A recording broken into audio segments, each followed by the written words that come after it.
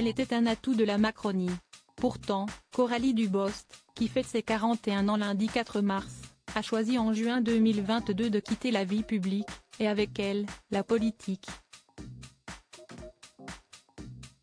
Celle qui a été en couple avec l'actuel porte-parole du gouvernement, Olivier Véran, se consacre désormais à sa vie de famille, comme elle l'avait expliqué dans un communiqué publié sur Twitter le 1er mai dernier. Aussi est venu pour moi le temps de me mettre en retrait de la vie politique. Je ne serai pas candidate à ma réélection. Cette décision, si elle avait soulagé certains membres d'LREM, Renaissance aujourd'hui, note de la rédaction, en avait choqué d'autres. Mais pourquoi Coralie Dubost a-t-elle choisi de quitter la politique, elle à qui un avenir radieux semblait promis? C'est une affaire de notes de frais faramineuses laissées au cours de son mandat qui a mis le feu aux poudres. Révélée par Mediapart en avril 2022, cette histoire avait pris une ampleur folle. La raison ? Il avait été indiqué que la désormais ancienne femme politique avait pioché dans l'enveloppe de 5 373 € réservée pour couvrir des dépenses dans le cadre de l'exercice de ses fonctions de députée, pour son plaisir personnel.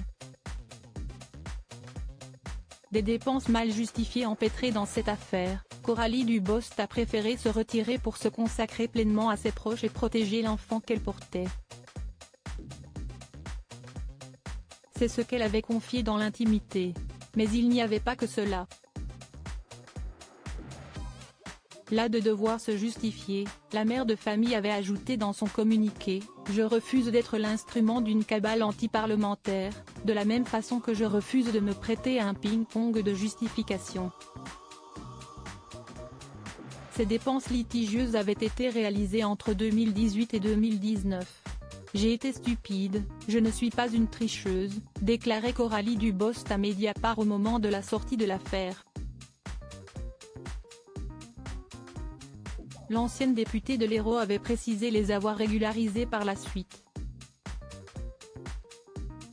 Dans un premier temps, elle avait choisi de se défendre, il y a des tenues mandat et les tenues perso, je ne mets pas les mêmes affaires dans ma vie perso et dans ma vie de mandat, avait-elle répondu quand on pointait du doigt ses dépenses vestimentaires mensuelles selon une fourchette allant de 1 500 à 2 000 €, incluses dans cette fameuse enveloppe. Cela n'avait évidemment pas permis d'éteindre le feu des critiques. Article écrit en collaboration avec 6 médias Crédit Photo, Ibo Sipa.